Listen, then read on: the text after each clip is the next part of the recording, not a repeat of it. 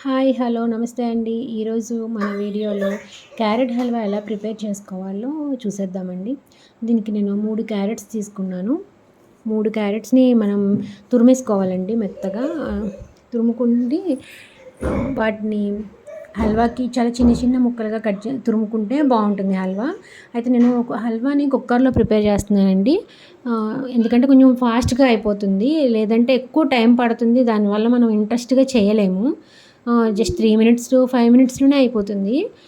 First మనం కొంచెం కుక్కర్‌లో నెయ్యి వేసుకొని జీడిపప్పు, బాదం ఇలా ఏదైనా డ్రై ఫ్రూట్స్ వేయించేసుకోండి ఫస్ట్. అయితే నేను ఓన్లీ జీడిపప్పే తీసుకున్నానండి. మా పిల్లలు ఇంక ఏ డ్రై ఫ్రూట్స్‌ని ఇష్టపడరు. అందువల్ల నేను జీడిపప్పుని వేయించేసుకొని పక్కన పెట్టేసుకున్నానండి. ఇంకా అదే నెయ్యిలో మనం మెత్తగా తురిమేసుకున్నాం కదా! ఆ క్యారెట్‌ని ఆ కుక్కర్‌లో వేసేసి కొంచెం సేపు ఫ్రై చేయండి. కొంచెం పచ్చివాసన పోయేంత వరకు ఫ్రై చేసుకుంటే సరిపోతుంది. ఫ్రై చేసుకున్న తర్వాత మనం దీనికి నేను ఎలా తీసుకున్నానంటే 1 కప్పు పాలు తీసుకున్నానండి నేను. వాటర్ గట్రా ఏం పోయలేదు. వాటర్‌లో అలాంటివి ఏం పోయలేదు. జస్ట్ పాలు మాత్రమే పోసాను. పాలు పోసి కొంచెంసేపు కొంచెం మెత్తగా అయ్యేంత వరకు తిప్పుకోండి. కొంచెం ఫ్రై చేసుకోండి. తర్వాత అందులో నేను ఒక హాఫ్ కప్ వరకు షుగర్ వేసుకున్నాను.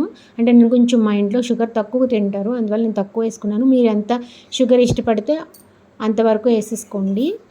వేసుకున్న తర్వాత కొంచెంసేపు తిప్పేసి కుక్కర్ మూత పెట్టండి. అంటే లోపల పాలు కొంచెం వాటర్గానే ఉండాలి క్యారెట్ అండి లోపల, లేదంటే మాడిపోతుంది చూసుకోండి అది.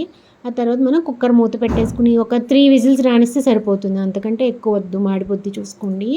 తర్వాత 3 విజిల్స్ వేసిన తర్వాత మనం మూత తీసేసి, విజిల్ ఆగిపోయిన తర్వాత మూత తీసి కొంచెం వాటర్గా అనిపిస్తూ ఉంటుంది. అందుకని ఒక్క 2 నిమిషాలు సిమ్‌లో పెట్టండి.